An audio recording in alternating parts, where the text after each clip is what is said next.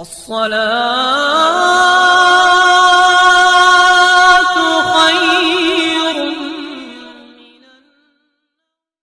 السلام علیکم ورحمۃ اللہ وبرکاتہ۔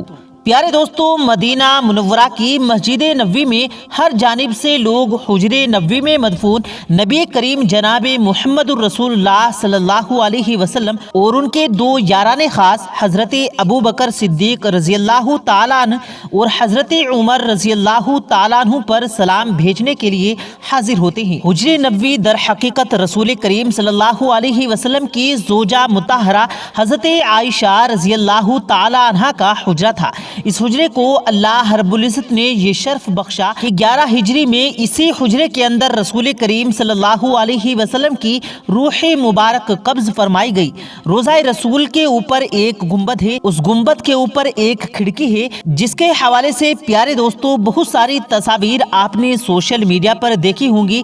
یہ کھڑکی کس مقصد کے لیے بنائی گئی تھی، اس کا اصل مقصد کیا تھا، وہ بھی پیارے دوستو آپ کو آج کی اس ویڈیو میں بتائیں گے، اور اس حوالے سے کچھ من گھڑت کہانیاں بھی گردش کر رہی ہیں، اس حوالے سے بھی آپ کو بتائیں گے۔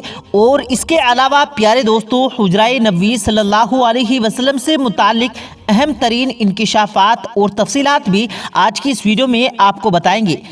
آج کی ہماری اس ویڈیو کو آخر تک ضرور دیکھے گا، اور اگر آپ نے ہمارے اس چینل کو ابھی تک سبسکرائب نہیں کیا تو چینل کو سبسکرائب کر کے بیل آئیکن ضرور دبا دیں، تاکہ اسی طرح کی روز کی ویڈیو آپ کی خدمت میں لاتے رہیں۔ پیارے دوستو، حدیث شریف میں آتا ہے کہ مدینہ شریف میں بارش نہیں برس رہی تھی، قحط سالی پڑ گئی تھی۔ کچھ صحابی ام المؤمنین حضرت عائشہ صدیقہ رضی اللہ تعالیٰ عنہ کی خدمت میں حاضر ہوئے اور عرض کیا کہ اماں جان، کوئی ایسا وظیفہ، کوئی ایسا عمل بتائیں کہ قحط سالی ختم ہو جائے اور ابر رحمت برسنے لگے۔ تو ام المؤمنین حضرت عائشہ صدیقہ رضی اللہ تعالیٰ عنہ نے فرمایا کہ روضہ رسول صلی اللہ علیہ وسلم کی چھت پر جو روشن دان یعنی کھڑکی رکھی گئی ہے اسے کھول دو۔ جب روضہ رسول صلی اللہ علیہ وسلم کا اور آسمان کا سامنا ہوا تو خوب بارش برسنے لگی، یہاں تک کہ دوبارہ لوگ ام المؤمنین کی بارگاہ میں حاضر ہوئے اور بارش روکنے کی تدابیر دریافت کرنے لگے۔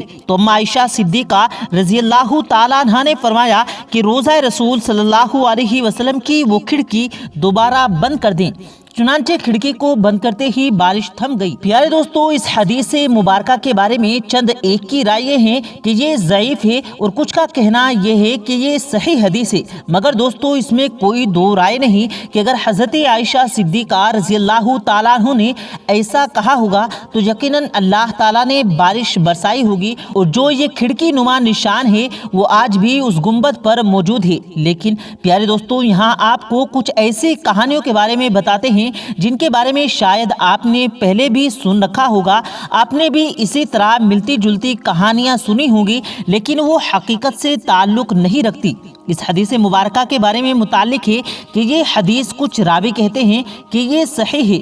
اس کھڑکی کے متعلق دو کہانیاں ہیں جو عموماً سننے کو ملتی ہیں۔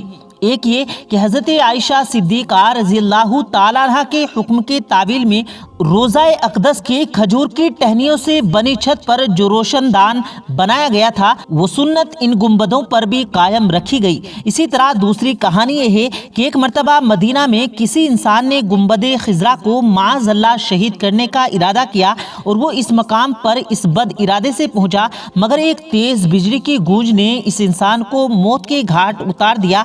جب اس کی لاش وہاں سے ہٹائی جا رہی تھی تو ایسے نہ ہو سکا، پھر ایک بزرگ شخص کے خواب میں یہ آیا کہ اسی مقام پر اس انسان کی قبر بنا دی جائے تاکہ یہ سب کے لیے عبرت کا نشان بن جائے اور آئندہ ایسی جرت کوئی دوبارہ نہ کر سکے۔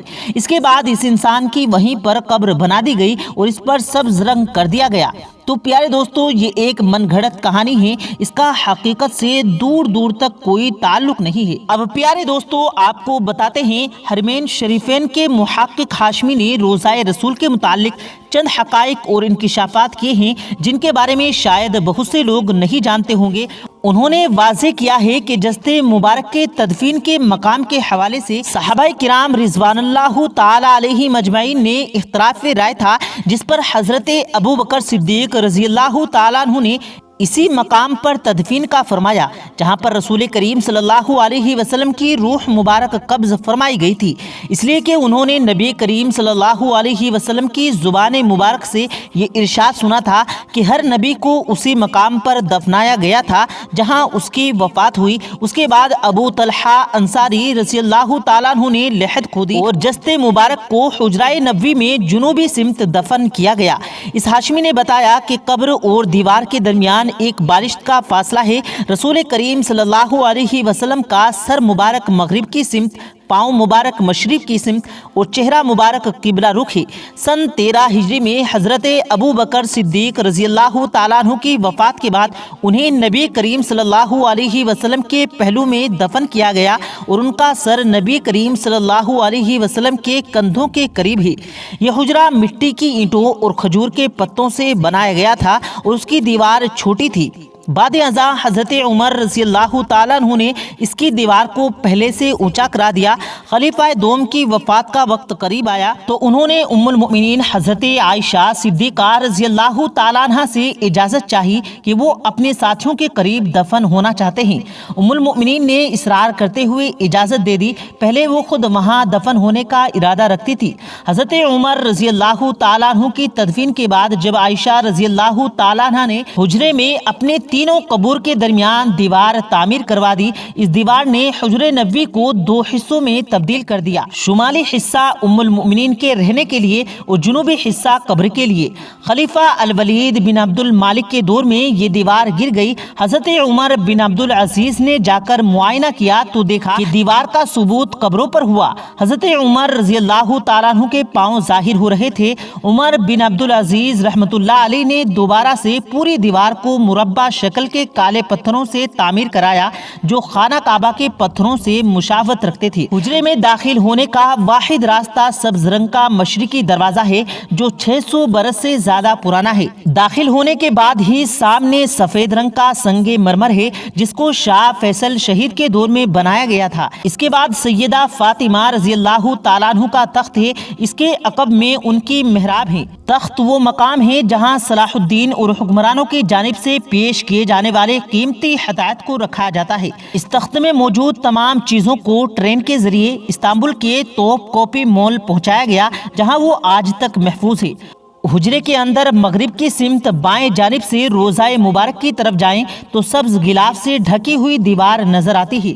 1406 ہجری میں شاہ فہد کے دور میں اس غلاف کو تبدیل کر دیا گیا۔ اس سے پہلے ڈھانپا جانے والا پردہ 1370 ہجری میں شاہ عبد العزیز آل سعود کے زمانے میں تیار کیا گیا تھا۔ مشکورہ دیوار 881 ہجری میں اس نے تعمیر کی تھی۔ اس بند دیوار میں کوئی دروازہ نہیں ہے۔ قبلے کی سمت اس کی لمبائی 80 میٹر، مشرق اور مغرب کی سمت 6.5 میٹر اور شمال کی جانب دونوں دیواروں کی لمبائی ملا کر 14 میٹر ہے۔ تو پیارے دوستو، خوش نصیب ہے وہ لوگ جو جاتے ہیں گنبد خضرا کے سائے میں نبی کریم صلی اللہ علیہ وسلم پر درود و سلام بھیجنے مدینہ منورہ تشریف لے جاتے ہیں۔ مدینے کی گلیوں میں جہاں میرے نبی صلی اللہ علیہ وسلم کے قدم مبارک پڑے انہی گلیوں میں چلتے ہیں۔ اللہ سے دعا ہے کہ اللہ ہمیں بھی مدینے کی زیارت کروا دے، کملی والے کے در پہ بلا لے، آمین اللہم آمین۔ پیارے دوستو، امید کرتے ہیں آپ کو آج کی ہماری یہ ویڈیو ضرور پسند آئی ہوگی۔